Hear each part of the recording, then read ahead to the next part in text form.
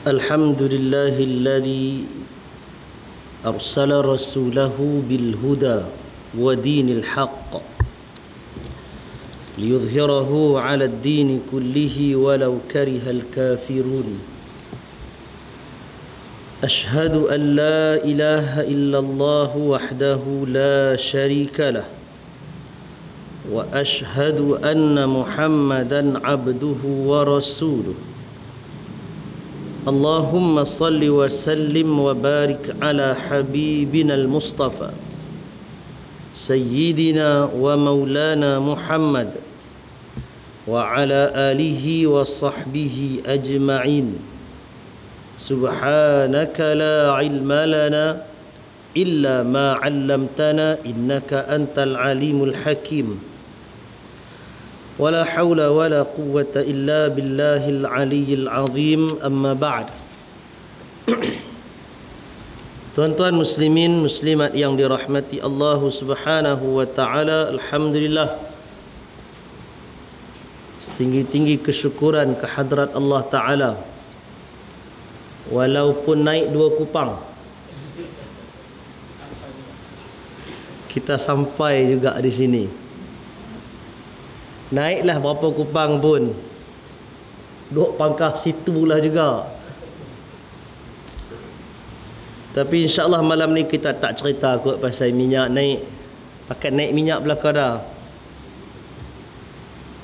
Banyaklah penganalisa yang membuat kan analisa ekonomi, daripada yang paling tak reti sampai kepada yang memang tak reti.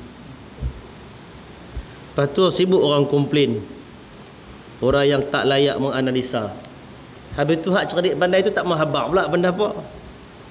Apa kata ada calculation khas tentang harga ni, mekanisme dia setiap 3 bulan 6 bulan apa benda semua tu kan. Habaq lah bagi orang faham. Tak mahu habaq, orang marah lah kan. Bagi ke MP Kinabatangan cerita Jahanam terus lah. Jadi benda-benda yang macam tu patutnya yang ahli tu ambil peranan untuk terangkan. Bila dia tak terang, banyaklah orang buat spekulasi, lepas tu marah pula. Dan yang paling bagus sekali ialah apabila yang mengeluarkan nas-nas agama untuk kita reda, pasrah, terima seadanya. Rezeki kita ditentukan oleh Allah Ta'ala, bukan oleh kenaikan harga minyak.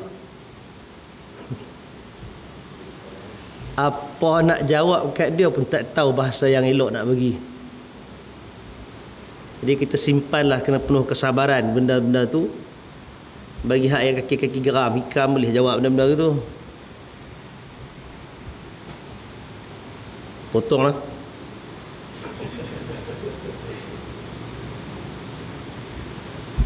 Baik, kita masih cerita benda yang lebih menarik daripada minyak ni, iaitu mukaddimah perkahwinan. Tak kahwin-kahwin lagi kita. Baru mukaddimah dia. Hari tu kita bincangkan yang pertamanya ialah sifat yang dituntut pada kedua-dua pasangan, lelaki dan perempuan. Sudah kita nyatakan tentang agama yang sahih, akhlak yang mantap. Bila cerita bab agama yang sahih ni, jaga-jaga jangan sampai kalau yang ada anak perempuan bagi menikah dengan ada 2 spesies yang nampak baik tapi bahaya. Syiah, Ahbas. Hak tu jaga. Kalau takat dia pakai selempang kat bahu tu tak apa, dia jadi berpeluh kan. Tak apa, yang tu tak ada masalah apa, insya-Allah lah. Tapi kalau kata Syiah dan yang Ahbas itu semua ada ciri-ciri berbahaya. Jadi agama yang sahih, akhlak yang mantap. Kemudian juga keturunan yang baik, kalau itu boleh dikenal pasti. Tapi ini benda yang kedua lah.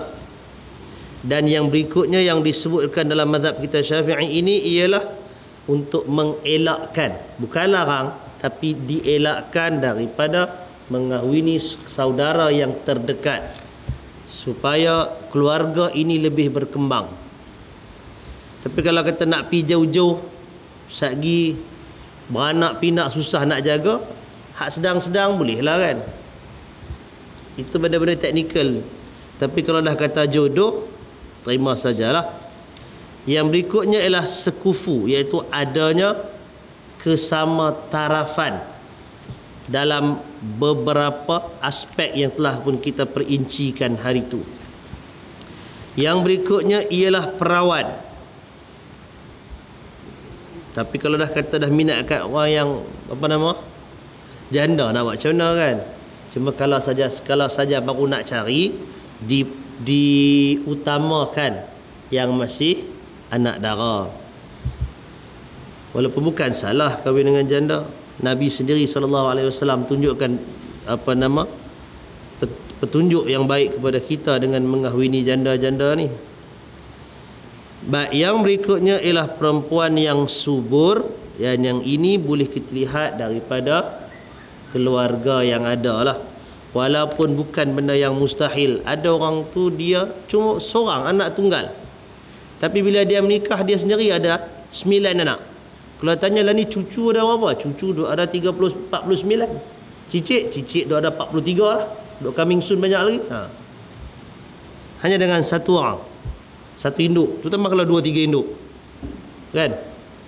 Tapi ceritanya ialah digalakkan untuk mencari yang subur sebagaimana yang telah kita bincangkan dulu. Aspek berikutnya yang kita bincang ialah tentang melihat bakal isteri. Ni kita kena buat flashback balik ni, revision pasal lama tinggal. Melihat bakal isteri juga kita telah bicarakan tentang batas-batas bagi seorang lelaki untuk dia melihat bakal isterinya ataupun tunangnya. Ada had yang telah diberikan. Dan malam ini kita sambung lagi aspek ini, iaitu perincian pada hukum melihat perempuan ajnabi. Imra'ah ajnabiyah. Perempuan ajnabi maksudnya perempuan yang bukan mahram, perempuan yang asing daripada keluarga kita. Qala al-musannifun rahimahumullah,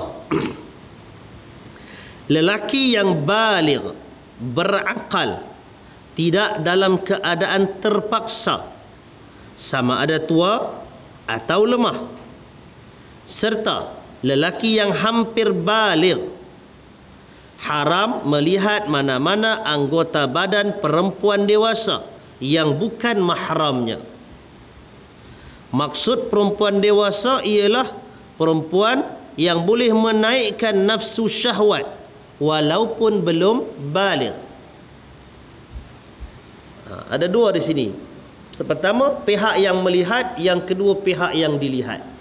Bagi pihak yang melihat dalam topik kita ni ialah lelaki. Lelaki yang macam mana yang ditujukan dalam perbahasan ini? Yang pertama ialah yang baligh. Satu baligh, yang kedua dia berakal. Ini dipanggil syarat taklif. Dia kena mukallaf untuk dipertanggungjawabkan kepada dia hukum halal ataupun haram. Nak kira dosa ataupun pahala, dia mesti mukallaf dulu. Baik. Yang kedua. Yang ketiga, tidak dalam keadaan terpaksa. Terpaksa itu dipanggil ikrah. Ikrah ini dipanggil min awarid al-ahliyah. Antara kekangan yang mengecualikan hukum asal. Kita bincang hari itu bab makanan yang halal kan. Antara yang mengekang ataupun menghalang dijatuhkan hukum haram makan makanan-makanan yang haram seperti babi dan seumpamanya, itu apa dia? Dalam keadaan terpaksa, darurat. Itu dipanggil arid ahliyah. Jadi syarat taklif satu, kemudian tanpa ada yang membataskan ataupun yang menghalang pelaksanaan itu. Sama ada orang itu dah tua ataupun dia lemah. Itu untuk grup yang pertama. Yang kedua ialah lelaki yang hampir baligh. Ada beza dari sudut hukum taklif, berbeza baligh dengan tak baligh. Tetapi yang hampir baligh ini keinginannya hampir sama ataupun boleh katakan lagi sama. Dia punya berfikir, dia punya fantasi dia, imajinasi dia. Bahkan kalau tuan-tuan tangkap budak sekolah rendah tu, hak sebahagian duk ulang pergi cyber cafe, Masya Allah, dia tahu benda-benda hak pak dia tu pun tak tahu. Kalau tanya, bukan saya buka, dia kata tengok kawan sebelah buka, ada abang tu buka, saya tumpang tengok ya. Tu realiti dia. Hak tu kot corot belah kampung, tanya belah pekan sini. Lagi advance. Macam mana budak-budak tak balik awal? Jadi hampir balik ini juga akan bagi kesan kepada minat dia. Kalau kita tengok pada kes-kes dalam soal abad, kes-kes jenayah seperti ini kan, dia akan ada lelaki remaja dengan kanak-kanak bawah umur, kenalan dia begitu. Semua umur dalam range berbelah-belah tahun macam tu. Bahkan ada yang lebih bawah 10 tahun boleh apa nama, naudzubillah, kuasa hak umur 9 tahun. Bukan balik lagi pun, tapi keinginan tu sudah ada. Jadi ini ada dua target group yang disebutkan dalam perbahasan kita ni. Dua jenis manusia ini dilarang untuk melihat mana-mana anggota badan perempuan dewasa. Baru kita masuk kepada pihak yang kedua, yang dilihat. Yang dilihat di sini yang dimaksudkan ialah mana-mana perempuan yang boleh menaikkan nafsu syahwat bagi lelaki tersebut. Barangkali perempuan itu dah balik, barangkali perempuan tu tak balik lagi. Kalau tanya budak sekolah, kadang-kadang ada yang sampai umur 12 tahun tak main haid lagi. Ada yang 9 tahun haid, ada yang 9 tahun haid dah. Ada yang sampai 14 tahun, tanya sampai 15 tahun tak haid lagi.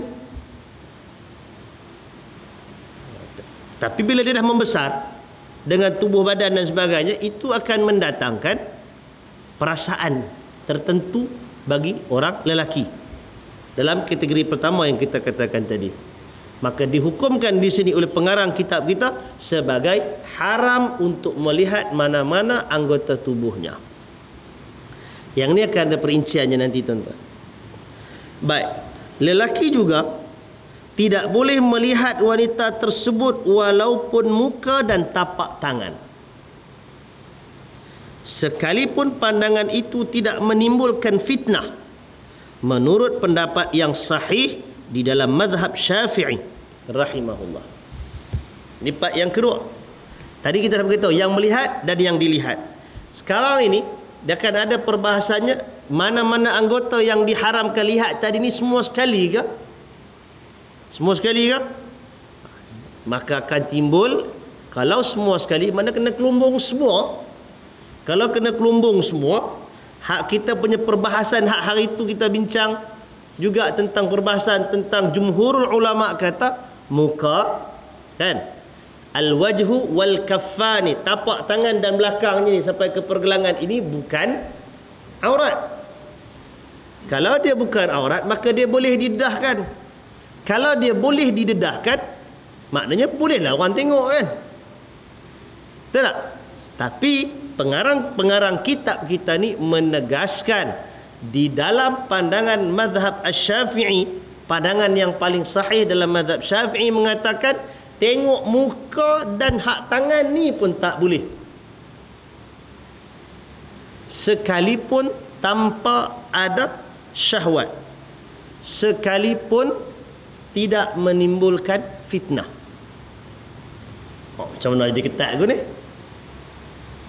Ini adalah pandangan yang ditegaskan oleh pengarang kitab kita ni. Inilah yang sahih dalam mazhab Syafi'i. Dan tuan-tuan, term dalam mazhab Syafi'i ni dia pelbagai. Dia akan ada yang pertama dipanggil sahih. Dia akan ada yang asah. Sahih maknanya betul, itu adalah pandangan mazhab. Tetapi dia akan ada satu lagi yang lebih sahih dalam mazhab. Maknanya bila ada yang macam itu, yang kita boleh faham ialah ulama dalam mazhab Syafi'i sendiri berbeza pandangan antara satu sama lain.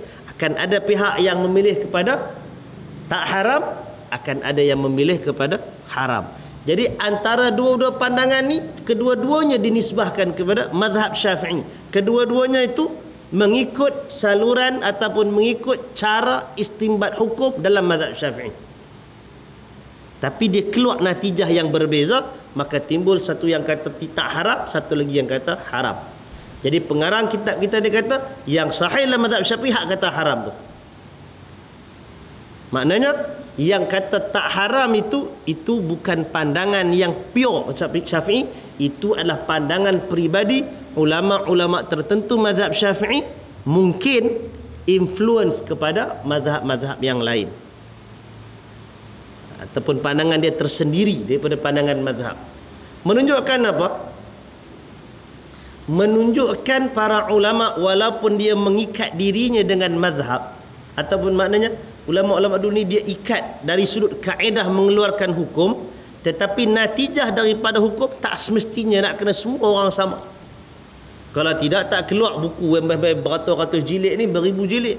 Setiap pengarang, setiap ulama dia mengkaji mengikut cara kaedah pembelajaran dia, metod sama, tapi dia akan keluar hasil yang berbeza berdasarkan cara faham dia. Kemudian mungkin dia ada ittilak, dia akan melihat, meneliti kepada dalil-dalil hujah pihak mazhab yang lain dan sebagainya, maka itu akan menimbulkan perbezaan dalam mencapai keputusan. Dia akan ada lagi pandangan yang rajih, ada yang marjuh. Dia akan ada pandangan yang dhaif dalam mazhab Syafi'i. Qaul itu ada dalam mazhab Syafi'i, tetapi selepas ulama yang muhaqqiqin mazhab ni, yang kemudian ni dia simpulkan pandangan tu memang ada, tapi tu qaul dhaif. Dari sudut mazhab dia bukan yang utama, maknanya yang bukan layak untuk dinisbahkan kepada mazhab Syafi'i. Selalunya ataupun biasanya benda-benda yang begitu berlaku apabila Imam Syafi'i sendiri akan ada dua pandangan yang berbeza, dua ataupun mungkin lebih pandangan yang dinukilkan oleh anak-anak murid dia. Ataupun yang lebih jelas lagi, pasal Imam Syafi'i sendiri dia ada mazhab yang pertama di Iraq, di Khurasan sana tu. Mazhab di Iraq tu dipegang oleh ulama-ulama Khurasan. Kemudian bila Imam Syafi'i berpindah ke Mesir, dia buat mazhab baru, qaul jadid dia, maka itu dikira mazhab dalam mazhab Syafi'i. Walau bagaimanapun ulama-ulama Syafi'i yang kemudian dia compare balik antara dua tu, maka Al-Imam Nawawi umpamanya dia kata ada hak belah, walaupun Syafi'i declare dah hak mana yang lama tu bukan mazhab dia, hak baru ni dikira mazhab dia. Tapi ulama yang kemudian akan datang kata dari sudut hujah dan dalil, hak betul belah lama, bukan hak baru. Ada yang dikeluarkan An-Nawawi sebut dalam 6 berapa kah dalam kitab Al-Majmu'. Itu belum kira Al-Baihaqi dan sebagainya yang sebut walaupun Asy-Syafi'i kata yang ni, tetapi Asy-Syafi'i juga kata idza sahhal hadith fa huwa madhhabi. Kalau hadis itu sahih, itulah mazhab aku. Maka dia kata pakai hujah yang tu, kita kira hadis yang sahih hak ni, maka ni kita kira mazhab Syafi'i. Jadi jangan jadi perak cerita dia, mentang-mentang mengaji tu kita pakai mazhab Syafi'i hak ni, berlambak lagi mazhab Syafi'i, dia punya qaul dalam mazhab Syafi'i tu, ya, kan? Jadi jangan jadi apa, jadi perak lah kata. Kita kira hak kita mengaji, hak lain pakai salah belaka. Kita kata kita Syafi'i, hak lain tak Syafi'i. Tengok dulu, kan ada perbahasan itu. Dan bila tengok perbahasan tu, bagi penuntut ilmu yang biasakan dirinya dengan dalil, dengan nas, dia tak kira, hantarlah kitab besar mana pun yang kita kira hujah dan dalil. Tapi kalau takat yang kita kata grup semi amateur ni, semi amatur, bukan kata amatur lagi, semi amatur. Kalau main bola ni kita takat Liga Estate dah. Dia kira ceruk kitab mana habaq. Kalau kitab tu makin dia buruk, makin dia kuning, kira paling muktabar dah tu. Kalau dia up sikit lagi, dia kira pada siapa pengarang kitab. Kalau dia cerdik sikit lagi, dia mula cari kitab yang mana lebih muktabar dan sebagainya. Sampailah kalau dia sampai ke tahap penuntut ilmu dengan nah dan dalil, dia tak kira siapa pun tulis, buat mai dalil lu. Kita akan timbang tara dari sudut hujah dan dalilnya. Jadi tuan-tuan duduk level mana, sendiri fikir, sendiri sukat. Kalau takat kata kami Liga Estate je, nak buat macam mana? Kena banyaklah ikuti apa nama, menonton EPL ke kan, La Liga, tengok bola bagi standard sikit, lama-lama dapatlah. Betul tak? Itu dia. Baik, jadi nak ceritanya dalam bab ini kita akan lihat akan ada macam kontradik. Kalau kata pakai pandangan ini, maknanya betul belah mazhab yang mengatakan seluruh wanita itu adalah aurat, termasuk dengan muka dan tangan sekali. Hak ni betul belah siapa? Yang masyhur dalam mazhab Hambali. Dan ini adalah pandangan mutaqaddimin Syafi'iyah. iaitu memang kena kelumbung semua. Tak nampak apa, nak mengurat apa, tak nampaklah kecantikan yang kata apa, dikahwini, dinikahi kerana kecantikan tu kan, tak nampak, semua tutup. Nak tahu macam mana? Jadi di situ akan ada perbahasan. Jadi kita katakan ini bukan ijma' yang tidak boleh diingkari. Ini bukan kaul yang sepakat. Bahkan kalau dilihat kepada bab aurat tadi, ini bukan kaul jumhur. Kaul jumhur ialah boleh nampak muka dan juga al-wajhani. Kalau ini boleh nampak, maknanya boleh tengok lah. Suruh tengok bukan suruh tenung. Tu pun ada beza. Tengok macam tu je kan, sekali terlintas pandang. Kalau kata tenung, dia usah daripada mula atas berkelip mata tak berkelip. Itu dah jadi lain. Maka di situlah tuan-tuan, dari sudut mazhab Syafi'i, bahkan dalam mazhab-mazhab yang lain juga akan ada perbezaan pandangan dalam bab ini. Kita kira hak yang ditulis di sini yang paling ketat. Tengok tanpa ada fitnah pun haram belaka. Kalau tuan-tuan rasa nak pilih yang tu, balik rumah kelumbung semua hak perempuan tu. Pasal haram orang lain tengok. Itu pilihan dia. Betul tak? Kalau kita kata tak kot hak petai pandangan jumhur, maka wajah dan ini bukan ni, orang boleh tengok lah. Tengok tapi bukan suruh pergi tayang merata dengan pakai. Pasal bila pergi tayang tabarruj itu bab lain pula, ada nas yang lain. Ada nas yang lain. Dan kita akan perhatikan macam mana yang kalau kata jadi haram, ada pengecualian ke ataupun macam mana? Kerana di situ yang kita akan dapati bila qaul ulama ni, perbahasan pandangan ulama ni, daripada yang paling ketat sampai kepada yang paling longgar. Sampai kepada bukan kata paling longgar, dia cerai terus. Yang paling ketat tadi yang macam ini, itu yang timbul kalau sekolah memang tak boleh campak lelaki dan perempuan. Kalau mengajak untuk perempuan, pasal masa bulan puasa hari tu ada imam daripada Arab, bila malam tu lepas habis tarawih, kami saya bersembang sekali dengan imam ni di rumah Dr. Asri. Tajuk yang cerita tu salah satu ialah dia kata, Syekh ni kata dia mengajak student perempuan Arab Saudi, belah mengajak student perempuan. Tanya mengajak depan ke? Tak, dia kata melalui, kalau tak silap dia kata telefon. Maknanya tak live, tak jumpa live.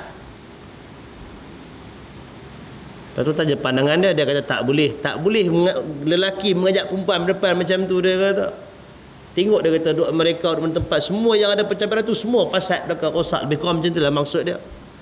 Itu pun mungkin tanggapan dia, kalau mengajak depan tu hak jenis pakai jeans, pakai t-shirt jarang, hak tu memang rosak lah kan.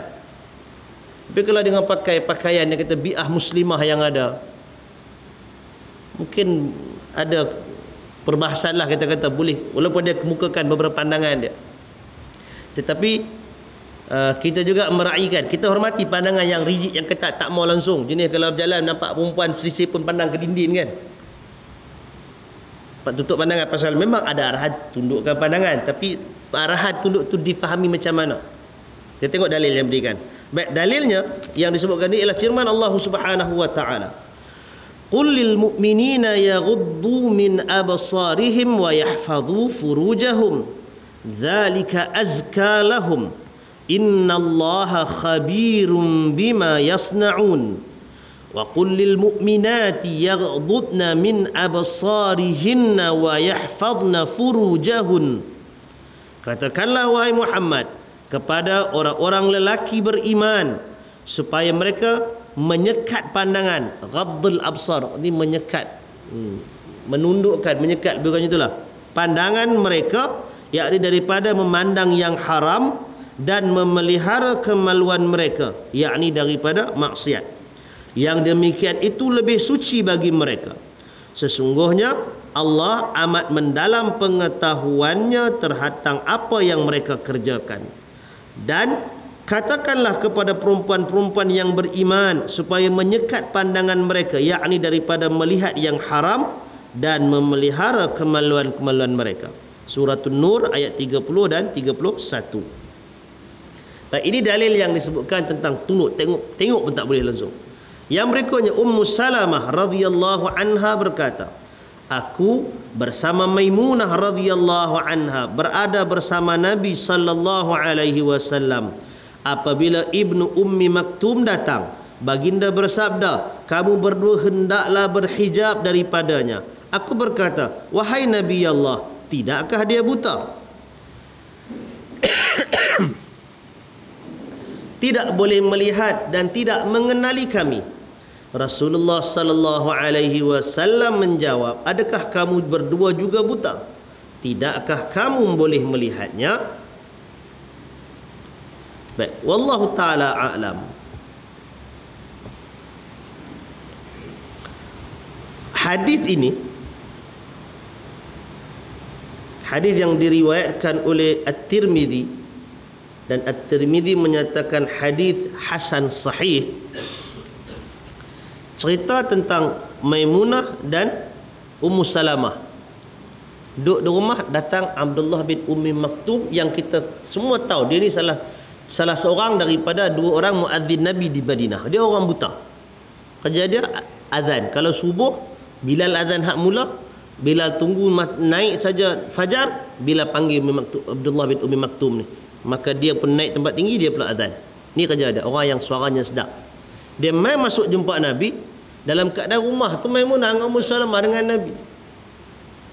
Ummu Salamah ke Nabi, Maimunah. Tapi bila masuk, Nabi suruh dia berhijab.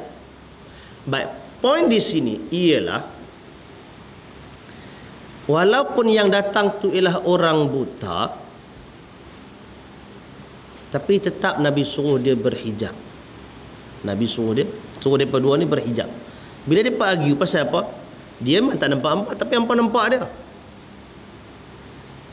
Jadi di sini tuan-tuan, dia ada dua bentuk, ada huraian di kalangan ulama. Satu, bagi yang faham hadis ini Nabi arahkan untuk berhijab. Sekarang ni hijab tu dia punya coverage dia banyak mana? Itu diperselisihkan. Karena dari sudut pandangan jumhur, yang dikatakan hijab itu ialah menutup keseluruhan aurat kecuali yang diharuskan tadi. Bagi pandangan yang berikutnya kata hijab mana dia cover semua sekali. Kalau dah kata muka pun tak boleh tengok, tutup dengan semua sekali. Kan? Baik. Jadi dari situ kita kata perkataan hijab itu muawwal, boleh ditakwilkan yang pertama ataupun yang kedua.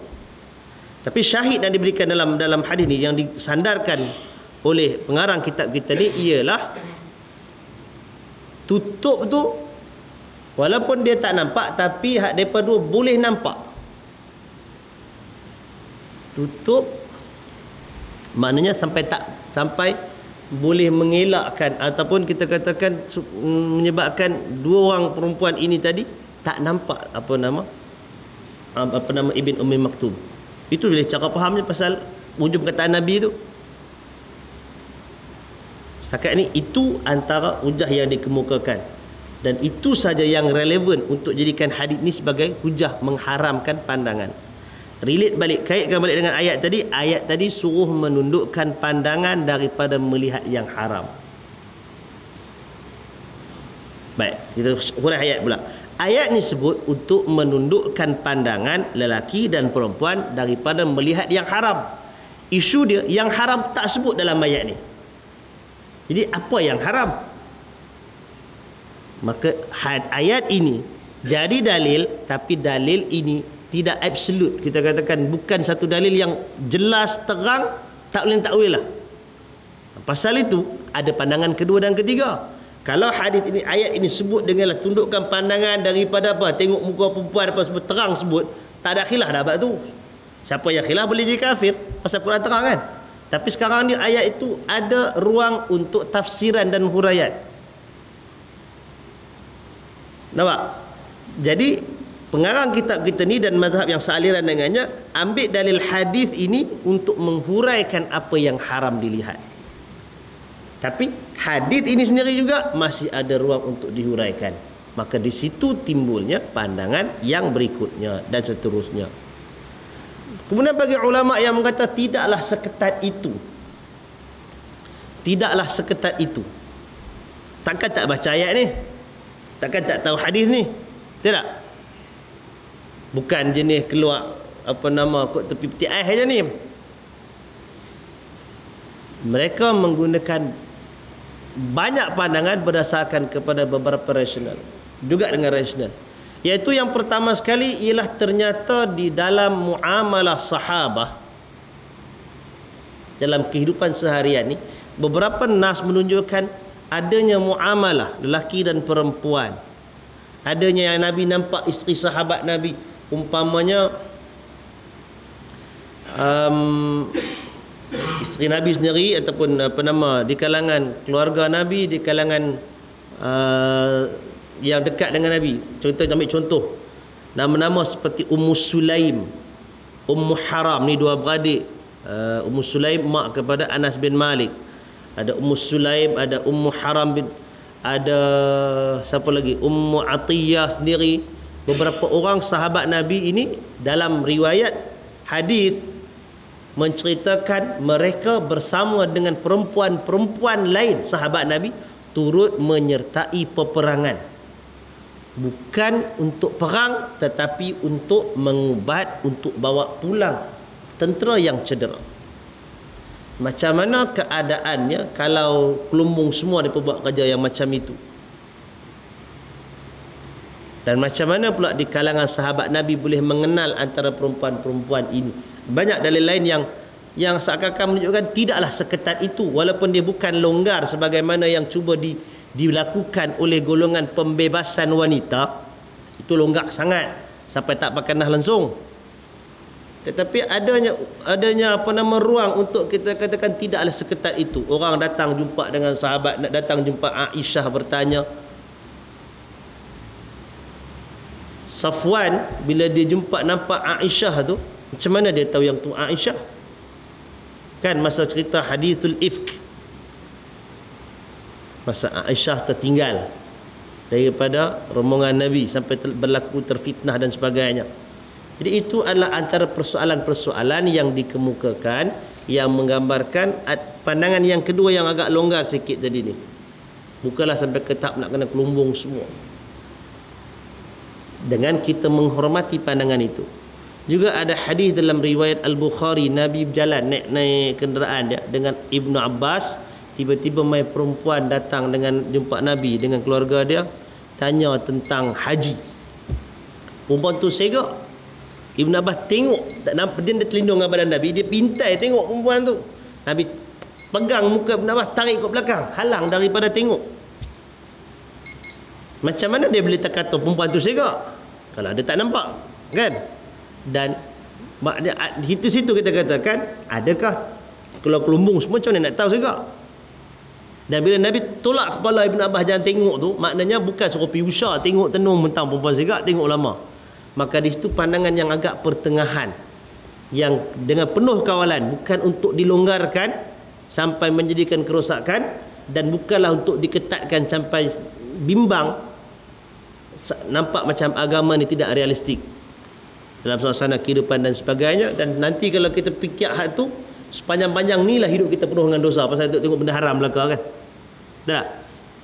Nah, jadi itu perbahasan ulama yang kalau bukanlah nak diperincikan sangat, antara yang ada. Kalau tuan-tuan rasa nak pilih hak tama yang selamat, jalan tunduk tengok apa, mudah-mudahan kalau kita kata bukanlah sampai seketat itu, kita nak ambil yang agak sedang sikit, pertengahan sikit, tengok hanya pada kadar muamalah seharian, bukan untuk berpeleseran, bukan untuk buat maksiat. Itu pandangan yang kedua. Dan kita akan tolak pandangan yang ketiga yang mengatakan boleh tepuk tampak semua sekali. Itu tak boleh. Itu memang kita reject lah. Baik. Yang berikutnya, jika melihat itu diharamkan, tentu memegangnya juga diharamkan, kerana ia lebih menyeronokkan dan lebih menaikkan nafsu. Ini dalam usul fiqh dipanggil mafhum muwafaqah. Kalau hak sikit pun tak boleh, lebih daripada tu tentu lagi tak boleh, kan? Kalau memandang itu pun jadi haram, maka pegang tentu haram. Kalau memandang tak timbul tidak menimbulkan syahwat, barangkali pegang dia boleh ada karen. Maka kalau yang pegang kata pandang tadi tanpa apa tak haram, bila dia pegang, dia dah buka ruang yang lebih besar, maka dia akan jatuh haram. Walaupun akan ada perbahasan tentang boleh ke tidak bersalaman, berjabat tangan antara lelaki dan perempuan yang bukan mahram.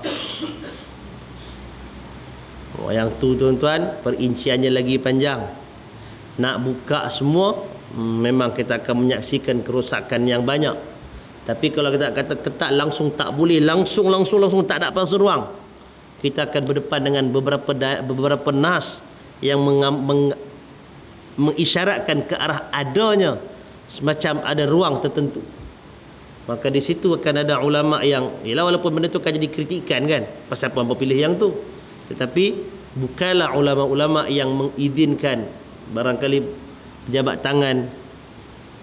Satunya ialah antara lelaki dengan perempuan yang dipanggil la tushtaha, yang dah orang tengok pun tak selera dah, memang tua dah. Terus ambil kira lah adanya perempuan-perempuan tua yang diperkosa dan sebagainya, itu memang tabiat binatang yang luar daripada nature. Itu tak boleh jadi hukum. Tetapi ada ruang, maknanya tambah kalau baru ni beraya apa sebagainya kan, mai jenis tok nek kita, tok nek bukan tok nek kita, tak keluarga angkat mana tahu, umur dengan tok kita pun sama banyak dan sebagainya, mai huluk tangan, salam tak salam. Adalah pandangan kelonggaran yang disebutkan Ibnu Hajar umpamanya Fathul Bari ada sebut sikit menyentuh sekali lalu tentang Nabi ada bawa perempuan tua jalan kan sebagainya. Jadi itu ada sikit ruang, bukan pegang dengan nafsu. Pegangan nafsu memang tak boleh. Pandang dengan nafsu, itu memang pun tak boleh. Cerita sekarang ni ialah yang bersih sikit daripada tu. Baik. Yang berikutnya, melihat kanak-kanak perempuan kecil yang tidak menimbulkan syahwat dan melihat lelaki yang belum baligh tidak diharamkan kecuali melihat kemaluan mereka. Ini kerana melihat mereka tidak menaikkan syahwat. Oleh itu memandangnya tidak diharamkan. Baik, secara umumnya macam itulah kita fikirkan. Tengok budak-budak perempuan takkan nak ada naik selera apa lah. Tapi kalau memandang pada kemaluan, itu cerita lain, lintasan tu akan jadi lain. Dan disebut kat sini melihat lelaki yang belum baligh. Tajuk ini bukan merujuk kepada cerita perempuan pandang, lelaki memandang. Lelaki memandang budak lelaki yang belum baligh. Masuk juga dalam perbahasan fiqh. Pasal apa? Dalam istilah Arab dipanggil sebagai golongan amrad. Golongan amrad ni ialah jenis lelaki yang jadi tak tumbuh bulu, melainkan bulu kening, bulu mata. Janggut tak ada, misai tak ada, jambu dia kata. Jenis yang macam itu di setengah-setengah tempat sangat bahaya. Bla-bla, bukan nak memfitnah, tapi tanya kawan-kawan hak balik mengaji Pakistan, hak mana duduk setengah-setengah tempat negara Arab ni, mereka kalau nak tidur malam pun jenuh dengan pakai seluar dengan tali pinggang apa semua ikat ketat. Pasal ada orang minat. Itu lagi bahaya. Dia minat hak sejenis. Dan ini bukan fenomena baru. Cerita ni memang daripada dulu. Kalau kita bicarakan tentang memandang hukum bab bersentuhan lelaki perempuan batal wuduk kan. Apa perbahasan ulama di situ? Satu yang kata sentuh batal wuduk, mazhab Syafi'i yang masyhur macam itu. Yang keduanya sentuh tak batal wuduk, itu dalam mazhab Hanafi kan. Kemudian yang kata sentuh kalau tak naik syahwat tak batal, kalau naik syahwat batal. Itu sebagai pandangan dalam Hambali dan sebagainya. Disebut dalam mazhab Maliki, kalau sentuh lelaki amrat naik syahwat pun batal wuduk. Sentuh lelaki jambu, ayat dah. Jenis putih gebu. Ini tuan-tuan nak boleh bayangkan, di zaman para fuqaha menulis itu, golongan hamba kan, yang jadi hamba, yang serve rumah-rumah ni, datangnya daripada golongan yang tawanan perang dan keturunan dia, hak belah Rom, belah Parsi semua ni. Bukan tangkap belah adik-adik kunta kinti belah mereka ni, dah. hak belah Afrika ni baru zaman Amerika yang pergi colik mereka jadi hamba abdi. Zaman dulu perang ni hamba datang daripada belah Balkan. Jadi hak segak-segak tu ambil daripada belah-belah utara Khurasan apa semua tu. Depa tu yang jadi hamba, jadi muka pun segak-segak. Jadi selain daripada minat kepada perempuan, ada juga jenis manusia minat ke lelaki. Pasal tu para ulama menulis tajuk ini dan menyentuh tentang perkara ni. Bukan takat tengok perempuan saja. Kalau tengok lelaki pun menafsu pun haram. Tengok lelaki kenal lain macam, istilah dia kan, naik syahwat, itu pun haram. Tak boleh. Bukan nak kata tak boleh nak bayang, tuan-tuan nak kena tahu dari sudut kajian psikologi menunjukkan ada certain umur remaja ini yang dia ada kecenderungan minat kepada orang sejenis. Itu benda-benda yang nak kena perhati. Kalau orang buat kajian psikologi tu apa dia punya apa? Soal sidik ke apa, adalah kajian dia di situ. Tapi antaranya ada ruang daripada peringkat umur. Ingat berapa? Dalam umur 12 sampai ke 21 tahun. Itu ada kecenderungan untuk minat kepada kawan sejenis. Menakutkan benda tu.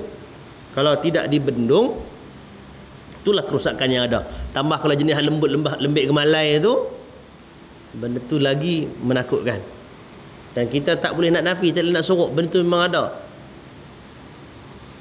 Kecenderungan-kecenderungan yang macam itu, bukti dia salah satu tu hak yang buat pembarisan hari kemerdekaan tu. Kan satu grup depa. Saudari pun bukan, saudara pun bukan. Saudarai. Boleh pula buat jadi apa nama untuk pembarisan hari kemerdekaan. Iktiraf LGBT apakah? Baik. Itu gambaran yang kita sebutkan yang dinyatakan oleh para ulama tentang bab ini. Jadi kalau dah tak boleh tengok, nak macam mana ni? Jadi kita patah balik kepada perbahasan yang awal hari itu. Kalau dia nak bertunang ataupun dia nak meminang perempuan tu, sebelum dia meminang, hak mana yang dilarang tadi tu dalam mazhab Syafi'i tadi ni, dia ada ruang pengecualian. Dia boleh pi tengok. Kalau pakai mazhab Zahiri yang kita sebut hari tu, tak pakai dah hak yang kata haram tu, dia boleh tengok lebih daripada muka dan apa nama? Sampai ke betih tu.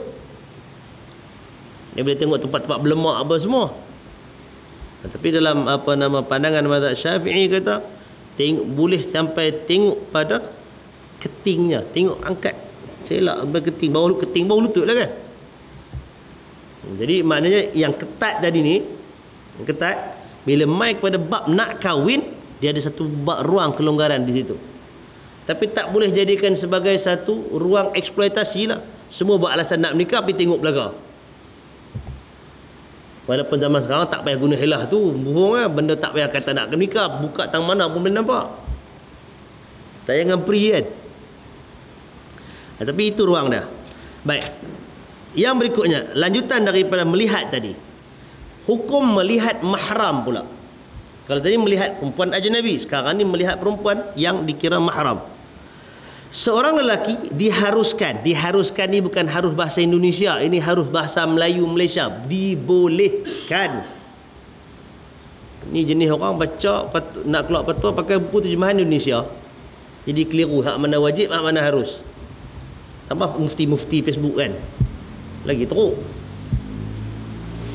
Baik, seorang lelaki dibolehkan melihat perempuan mahramnya kecuali anggota di antara pusat dan lutut. Seorang perempuan juga boleh melihat lelaki yang menjadi mahramnya kecuali di antara pusat dan lutut. Jangan balik dengan ayat ni tuan-tuan. Banyak lagi nak urai ni. Cuba bayang kejap. Siapa yang dikatakan mahram? Kalau bagi seorang lelaki, kakak dan adik perempuan dia mahram. Cuba pakai ayat tu. Dia boleh tengok mahram dia kecuali antara pusat dan lutut.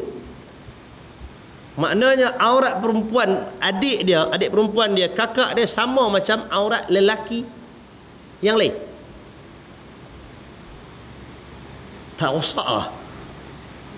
Cuba bayangkan. Janganlah bayang detail, gambarkan tu sudah dah tak baik. Tuan-tuan, pusat dengan lutut bawah tu, bukan atas. Orang kata topless tak apa. Tu kata topless tak apa tu. Pasal tu kita kata jangan terikat hanya dengan satu pandangan, hanya terikat mengaji satu kitab bagaikan kata seluruh dunia isi dia punya, hanya terikat dengan satu mazhab. Ni mazhab Syafi'i kata tak apa masalahnya, kami Syafi'i. Luku palau tahu. Nanti dulu. Pasal satu-satu pandangan itu, walaupun siapa yang mengeluarkannya, kita kena melihat satunya dari sudut nas. Ada nas pun belum tentu lagi. Kena ada penghujahan dia, iaitu pemahaman kepada nas itu mesti relevan. Kalau masih terbuka, maknanya akan ada pandangan yang kedua dan ketiga. Jadi kita tak boleh nak ketatkan. Yang ketiganya mesti menepati maslahah. Kalau dibiarkan begini, anak perempuan tuan-tuan hak dah besar ke hak kecil ke, dia duduk pakai seluar katok tu, tak pakai apa dia jalan. Boleh? Rosak. Kes rumah mahram pun banyak. Maka kena perhatikan pandangan yang lain. Ini salah satu pandangan yang ada yang kita tak boleh nafikan, tapi kita nak kena tolak pandangan itu ke tepi. Al-Qadhi Abu Bakar Ibn Al-Arabi Al-Maliki rahimahullah, di dalam kitab dia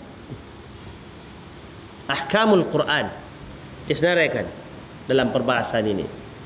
Maka boleh disimpulkan daripada banyak-banyak pandangan ulama ni tadi, aurat perempuan yang mahram pada pandangan lelaki mahram dia itu ialah daripada bahu, leher di ke bawah sampai lutut. Petak tu. Maknanya kalau takat tengok tangan sampai ke bahu tak apa. Tapi hak dada tutup, belakang tutup, betih, lutut tutup, bawah tak apa terbuka. Itu kesimpulan daripada himpunan pandangan ulama tentang pandangan lelaki terhadap perempuan mahramnya. Dan itu yang lebih selamat. Kalau pakai hak ni memang sangat bahaya. Kalau tanya hukum, kata boleh, saya anak tu ngaji, boleh, apa salah? Kerosakan akan menanti. Jadi kalau kita katakan dia tutup daripada parah bahu ke bawah ni, tak apalah, bawah atas sikit, lutut dan ke bawah tu dia boleh buka, benda takat betih apa semua. Dia tak perlu dah pakai stukin. Kalau dia pakai seluar track pun tak apa, dia pakai seluar panjang pun tak apa, dia pakai seluar takat parah lutut pun, iyalah macam tu lah. Tapi dia pakai baju, dia wajib pakai baju. Kalau pun nak pakai tangan pendek ke apa, tak apa, asal pandangan mahram dia. Jadi tidaklah ketat sangat, maknanya sampai nak kena pelumbung juga. Tak boleh nak beza antara mahram dengan bukan mahram, yang itu tak ada langsung. Dengan longgar macam yang ni. Jadi kita ambil hak pertengahan. Itulah qaul yang disimpulkan oleh para ulama. Ini dinyatakan, disenaraikan pandangan itu oleh Ibn Al-Arabi antaranya. Banyak lagi ulama lain yang sebut benda tu. Baik, jadi perempuan juga boleh melihat lelaki yang menjadi mahramnya kecuali antara pusat dan lutut. Ya, yang ini boleh dikatakan begitulah pandangan yang paling kuatnya, kerana perempuan yang mahram dia melihat lelaki itu auratnya sama macam lelaki melihat lelaki, pusat ke bawah, lutut ke atas. Walaupun ada pandangan yang dalam mazhab Malik umpamanya yang mengatakan pusat bukan aurat, lutut pun bukan aurat, hak betul-betul nak tutup hak tu je, barang yang di antara keduanya. Hak tu nama apa? Surah Jabat duk keluar dalam Facebook dia tu. Kan? Dan itu juga ada ruang perbahasan kerana meneliti kepada beberapa hadis. Salah satunya ialah yang Nabi duduk dengan, kata istilah dia melepak lah kan, bukanlah melepak sia-sia. Ada Abu Bakar, Nabi duduk betih terselak. Nabi tak buat apa, mai Umar pun bagus tu. Masuk Uthman, tutup, Nabi terus tutup. Orang tanya, tadi pasal apa? Nabi kata, Nabi malu pada orang yang Allah Ta'ala malu pada dia. Itu kelebihan Uthman. Jadi cerita adakah paha itu aurat ataupun tidak. Juga ada hadis lain daripada Anas bin Malik, cerita Nabi ketika perang terselak sampai nampak pahanya dan sebagainya. Yalah, walaupun akan ada yang kata itu masa perang terselak apa pun, nak macam mana perang tengah kelang kabut kan, adalah huraiannya. Tapi di situlah menyebabkan timbulnya pandangan yang mengatakan paha bukan aurat, lutut bukan aurat, pusat bukan aurat. Dan itu yang menyebabkan tuan-tuan jangan heran, Macam mana dia kata nari-nari tu, nari kata istihad nari Islam. Ulama dah ramai geng-geng main bola tu pakai seluar pendek belaka. Itu disebutkan, ialah dibahaskan, kan tak ada siapa bincang benda tu, tapi bila ada ruang pandangan dalam mazhab Malik ini seperti ini. Ibn Baz rahimahullah umpamanya dia pernah keluarkan kenyataan hadis tentang yang terdedahnya paha Nabi itu, dia kata dikira sebagai asnad, lebih kuat. Tetapi berpegang kepada paha itu adalah aurat, dia kira ahwat, itu lebih berhati-hati, lebih selamat, lebih jalan selamat. Itu qaul jumhur. Pasal tu bila ada ruang macam itu, sebahagian ulama seperti Al-Qaradawi dan sebagainya kata untuk ahli sukan pada kadar dia bermain apa semua tu, itu termasuk dalam yang ada qaul lah untuk benda tu. Walaupun kita kata boleh buat pilihan lain, dia boleh pakai seluar panjang ke apa ke kan. Kita yang tak duduk dalam tu bolehlah cadang macam-macam. Tapi mereka yang di sana tu pun macam-macam juga. Kaedah je kan, peraturan sukan dia apa semua. Kalau ada orang kata tu sah main, kita boleh cakap tu sah main, dia pun nak main. Jadi apa pilihan yang berikutnya? Itulah ada pandangan yang daripada yang ketat dia longgak sikit. Tapi jangan longgak sampai tak ada langsung. Baik. Itu pandangan. Juga timbul yang orang tanya ialah macam mana dengan aurat antara perempuan dengan perempuan. Perempuan dengan perempuan tadi dikembalikan sama macam perempuan melihat lelaki mahramnya dengan perempuan, iaitu daripada bahu ke bawah tadi, atas berlutut. Yang perempuan yang beriman. Mai kepada perempuan yang tidak beriman, maknanya pada perempuan yang kafir, pandangan dalam mazhab Syafi'i dan sebahagian yang lain ialah auratnya sama macam lelaki ajnabi.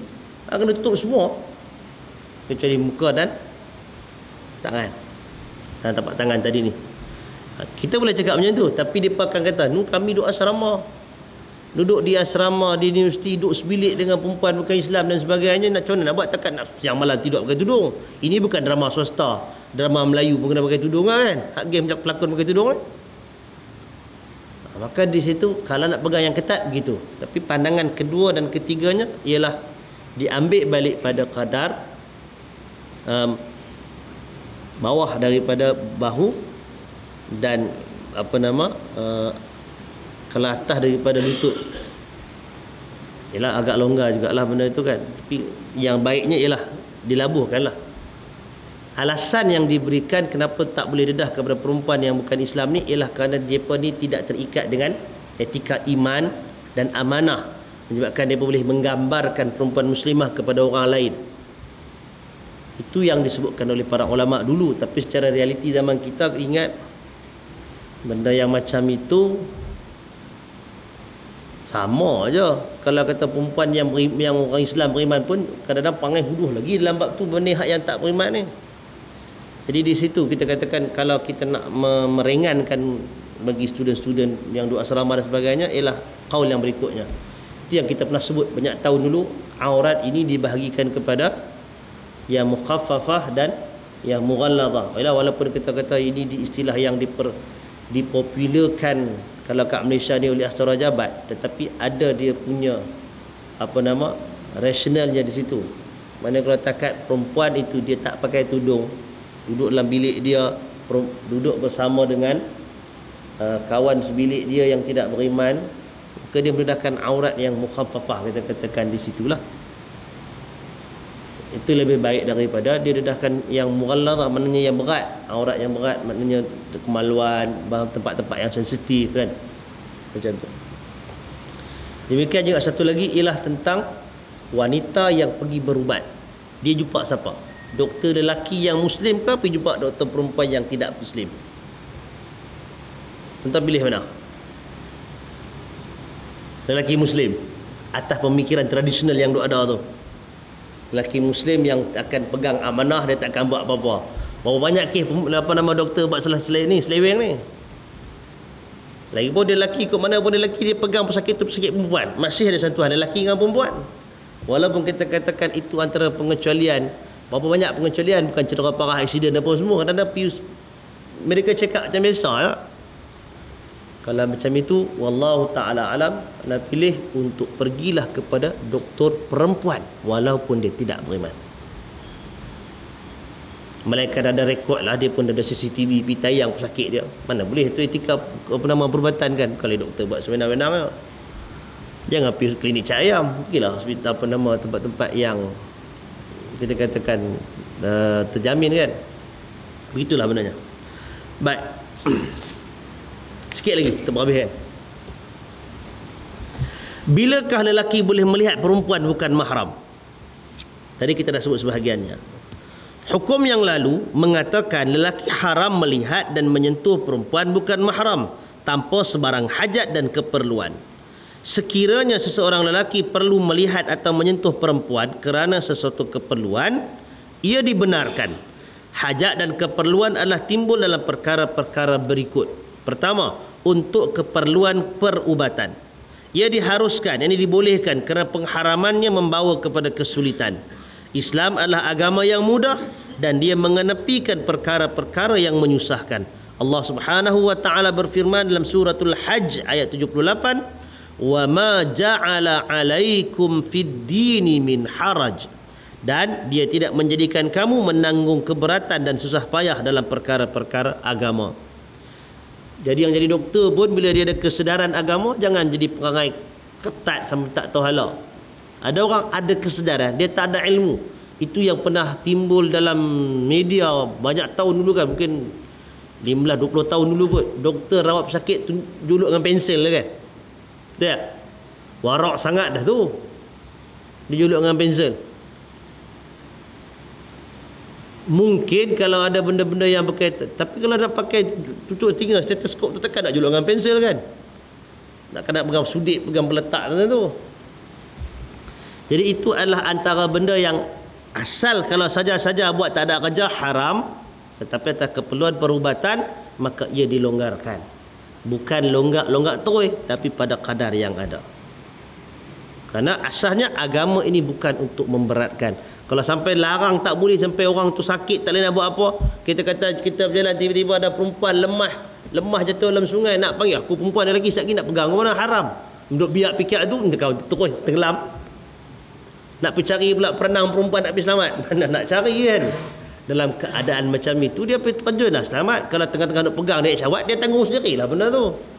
Tapi itulah benarnya kan. Demikian juga kadang-kadang ada berlaku aksiden dan sebagainya. Cuma dalam bab ni tuan-tuan barangkali tengok tersebar dalam internet kan, masa di dataran Rabi'ah tu di Mesir, hak perempuan tu cedera, lelaki yang nak pergi angkat tu pilih-pilih ambil. Dia tak ada stretcher, dia tak ada apa nama papan apa-apa, letak perempuan tu tu dia dua angkat. Tak kalut pegang pun. Lepas tu tunjuk agama Malaysia pula, tak ada apa-apa, melompat perempuan tu lelaki duk angkut pegang. Tak pentas secara langsung. Kan? Baik. Oleh itu dibenarkan melihat di tempat sakit yang memerlukan perubatan. Jabir radhiyallahu anhu menceritakan, Ummu Salamah meminta izin daripada Rasulullah sallallahu alaihi wasallam untuk berbekam. Lalu Nabi sallallahu alaihi wasallam memerintahkan Abu Taibah melakukannya. Hadis riwayat Muslim. Ummu Salamah ni isteri Nabi. Nabi kata aku paling kuat cemburu. Tapi bila nak berbekam, maknanya ada benda lah perubatan yang perlu pada bekam. Zaman dulu bukan ada telan mubat apa semua kan. Jadi salah satu daripada cara perubatannya ialah dengan berbekam. Bekam ni memang baik untuk kesihatan tuan-tuan. Bukan nak kempen siapa-siapa. Siapa ada klinik bekam, tayang pergi lah kan. Memang baik. Dan dalam hadis ni Ummu Salamah minta izin. Mungkin dengan sakit kepala ke apa ke, banyak benda fadilat dengan berbekam ni, Nabi bagi izin. Dan yang bekam Ummu Salamah tu perempuan, lelaki, Abu Taibah. Cara nak bekam bukan supaya buka semua pada tempat yang nak bekam tu lah. Jadi di satu sudut adanya keizinan untuk ada interaksi lelaki dan perempuan yang bukan mahram dalam bab yang diperlukan. Pertama. Yang keduanya ialah perawat boleh melihat pada tempat-tempat yang nak dirawat. Tapi dia main pada prinsip yang ketiga, jangan melebihi kadarnya. Jangan nak rawat kat mana, nak rawat lutut dia kena selak habis semua sampai ke pinggang. Nah, itu dipanggil seleweng, salah guna kan. Baik, oleh itu doktor lelaki boleh mengubati pesakit wanita jika keadaan mendesak, dan tidak ada doktor wanita yang boleh mengubatinya. Kalau ada doktor perempuan, bagi doktor perempuan lah. Melainkan kalau kepakaran itu pada doktor lelaki, nak kata macam mana kan. Benda ni benda ilmu, benda kepakaran, dia beza-beza. Begitu juga sebaliknya. Jadi hak lelaki pun bolehlah pergi kat doktor perempuan. Bukan saja nak seronok-seronok. Tapi kalau dah itu je doktor yang ada, dengan kepakarannya, dengan keperluan mendesak masa tu, kalau boleh pergi kat lelaki, lelaki pergi kat lelaki. Itu lebih aman, lebih selamat daripada sebarang fitnah. Jangan kita saja-saja cuba tak apa kot seronok. Jangan, tuan-tuan. Bab yang macam ni dia sensitif. Kita belah benda hidup. Kalau yang memang dah tak ada apa, tengok macam kita tengok kereta cantik depan rumah, tak boleh nak naik dah, tak apalah. Mungkinlah nak kata macam tu. Tapi jenis orang pandang hidup ni, tuan-tuan jangan try lah. Bahaya. Kita tak tahu kita diuji oleh Allah Ta'ala dengan cara yang macam mana kan. Banyak ujian, dan jangan sampai diuji dalam benda-benda yang kita saja gatai pergi cari tempat, pergi jumpa perempuan, pergi berdua-duaan, pergi sembang, chatting, satgi main WhatsApp lah apa benda semua. Dia satgi macam-macam. Jangan mula benda tu. Baik, jika ada doktor beragama Islam, kita tidak boleh berubat dengan doktor yang bukan Islam. Itu secara asalnya macam tu. Tapi kalau ada kepakaran dia lain, doktor yang bukan Islam tu, doktor tulang, pakar tulang. Doktor Islam tu doktor yang biasa, doktor mata. Kita sakit tulang, takkan lepas ada doktor Islam pergi jumpa dia juga, kan? Kena pergilah bilik doktor tulang. Ini secara asasnya, tapi benda tu akan berubah berdasarkan kepada keperluan. Baik, yang kedua yang dibolehkan ialah ketika berjual beli, iaitu apabila ada keperluan untuk mengenali wanita tersebut dan tidak dapat dikenali melainkan dengan dilihat. Adanya interaksi, urusan lah maknanya. Yang ketiga, untuk penyaksian, sama ada ketika menjadi saksi atau ketika memberi keterangan, kerana penyaksian tidak sempurna tanpa melihat kepada tertuduh dan pendakwa. Walaupun yang ketiga ni saya nak tanya juga, macam mana dia boleh jadi saksi yang dia tahu kau tu orang terdakwa dan sebagainya, kalau masa berlaku benda tu, masa letupan lah kata nak bawa pergi meletupkan orang tu, kita tak nampak kan. Contohlah benda satu kejadian, kita tak nampak pasal dia tutup semua, tiba-tiba tak jadi saksi dia yang buat kerja tu, tak logik juga kan. Jadi di sini menunjukkan adalah ruang-ruang yang kita katakan tadi. Yang keempat, ketika pembelajaran, iaitu belajar atau mengajar perkara-perkara yang wajib atau sunat dipelajari kerana ilmu itu berfaedah dari sudut syarak. Ini benda-benda yang boleh. Jadi kalau kita ambil kepada keempat-empat perkara pengecualian ini, menunjukkan yang dilarang ketat ni tadi ialah yang tengok saja-saja. Tak ada urusan apa. Nampak orang dulu duduk perhati daripada ujung jalan sampai ujung jalan sana, duduk perhati. Bila perhati lama, dia bukan perhati setempat, dia akan mula perhati atas bawah kan. Itu natural dia. Jadi itu dilarang. Tapi kalau kita ada urusan mengajar, menyaga dan sebagainya yang memerlukan kepada interaksi, maka itu dibenarkan. Jika memandang dan memegang dibenarkan sebagaimana yang telah disebutkan, pandangan itu hendaklah sekadar memenuhi keperluan sahaja. Pandangan diharuskan kerana darurah dan keperluan. Darurah dan keperluan dibenarkan sekadar yang boleh menghilangkan kesusahan dan untuk melaksanakan matlamat. Ini dipanggil ad-darurat tubihul mahdhurat. Kaedah yang selalu kita sebutkan, benda-benda darurat membolehkan benda-benda yang dilarang. Dan ad-darurah tuqaddar biqadariha. Darurat itu dinilai pada kadarnya, tak dibuka luah. Wallahu ta'ala a'lam. Habis kita untuk tajuk ini, tinggal lagi tajuk peminangan, tak menikah lagi. Jadi kalau siapa-siapa yang belum nikah, dia boleh habis jumpa tadi, barulah dia menikah. Yang tak menikah lagi pun ramai kan. Baik, ada apa soalan? Silakan.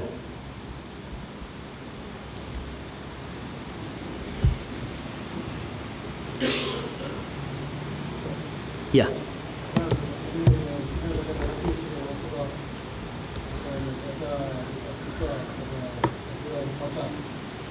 Tak suka pada? Aha. Habis tu buat air dah bawa ke apa? Tak. Wallahu ta'ala a'lam. Sekadar ingatan yang ada, balik boleh cek balik lah. Hadis larangan itu sahih, tapi maksudnya itu dia maksudnya. Tak, kalau dilarang tak suka pergi pasar, pergi market, nak berniaga mana kan. Maksudnya ialah berpeleseran macam tu, duduk melepak tempat ramai yang macam itu. Bukannya kalau pergi untuk tak, kalau kata tak suka makna larang langsung, tak adalah sistem berniaga dalam agama ni. Tapi kalau benda tu ada, maka ia merujuk kepada perbuatan yang sia-sia dan perbuatan yang mungkin merosakkan. Datang melepak saja-saja begitu, merimpit. Dan bila tempat yang bersesak ini, dia akan menimbulkan banyak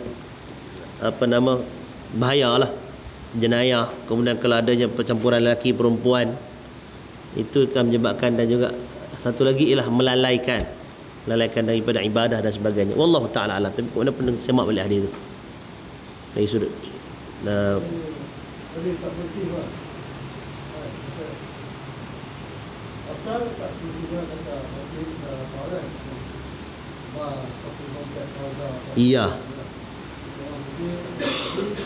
Jadi bukan jalan pun jumpa kawan, sembang lama tak jumpa.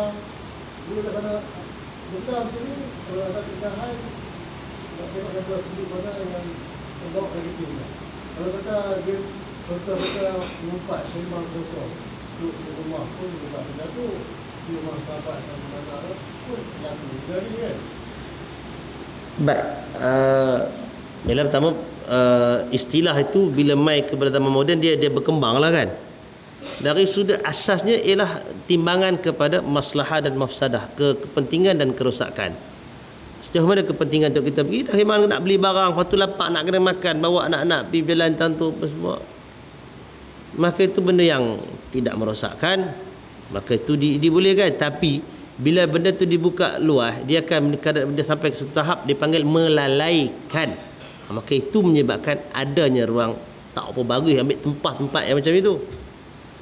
Kemudian mungkin pula akan terdedah kepada benda-benda yang lain. Ialah kalau kita secara realitinya, kalau pergi ke shopping kompleks tempat kita ni tanpa sebarang tujuan yang betul saja nak pergi melepak, cuci mata je lah nama dia kan.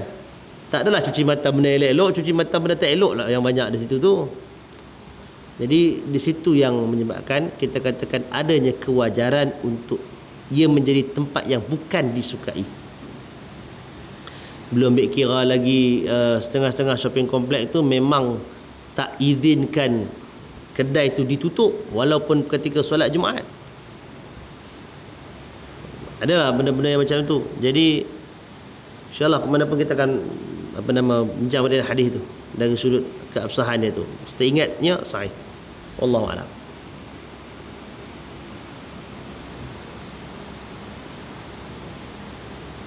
Lain.